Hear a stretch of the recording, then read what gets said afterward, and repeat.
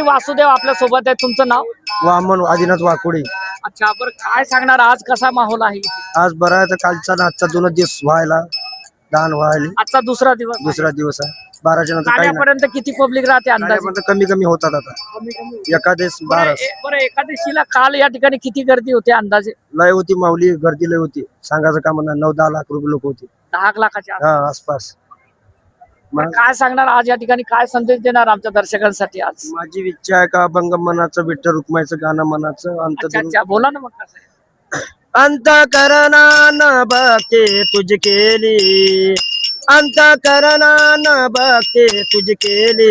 अरे विठ्ठला अरे तुला दया नाही आली, अरे विठ्ठला अरे तुला दया नाही आली. जसं तुझं माझं नाच हाय लेकरात, तुझ्या नावा खाली देवा जगतो दिन रात. जसं तुझं माझं नाच हाय लेकरात, तुझ्या नावा खाली देवा जगतो दिन रात. केलं जीवन तुझ्या हवाली, केलं जीवन तुझ्या हवाली. अरे विठ्ठला अरे तुला दया नाही आली, विठ्ठला अरे तुला दया नाही आली. वारकरी लोक देवा येते पायी पायी, तुझ्या दर्शनाची देवा लागली गाई. वारकरी लोक देवा येते पायी पायी, तुझ्या दर्शनाची देवा लागली गाई. केलं जीवन तुझ्या हवाली, केलं जीवन तुझ्या हवाली. अरे विठ्ठला अरे तुला दया नाही आली, विठ्ठला अरे तुला दया नाही आली.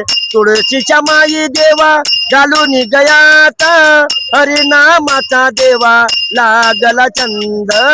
तुळशीच्या माई देवा घालून गयात, हरिनामाचा देवा लागला चंद. केलं जीवन तुझ्या हवाली, केलं जीवन तुझ्या हवाली. अरे विठ्ठला अरे तुला दया नाही आली, अरे विठ्ठला अरे तुला दया नाही आली. रामकृष्ण हरी पंडित. बरं महाराज, या ठिकाणी आपण बऱ्याच वर्षापासून इथे चंद्रबागेच्या तीरी या ठिकाणी येत आहे. लेकरा बाळांसाठी या ठिकाणी काय संदेश देणार? लेकरा बाळाला माऊलीच्या यांना आशीर्वाद लागावा, आमची लेकर पुढे जावे, शिक्षण पाणी सर्व्हिसला लागावे, सवलत द्यावी माऊलीच्या याने. तुमचेच मुलं का आमचे बी मुलं? तुमचे सगळ्याचे वारकरी संप्रदाय सगळ्याच लोकांच्या सगळ्याच्या सर्व्हिस लागावा. सद्बुद्धी दे. सद्बुद्धी देव, आज या आशीर्वाद. ठिकाणी वातावरण गढूळ झालेलं आहे. हो. कसं वाटतंय तुम्हाला हे बघून? थोडस घाण झाला. नाही, वातावरण म्हणजे डिजिटलचं वातावरण. या ठिकाणी लोक भरकटतायत, मुली भरकटतायत, मुलं भरकटतायत. काय वाटतंय?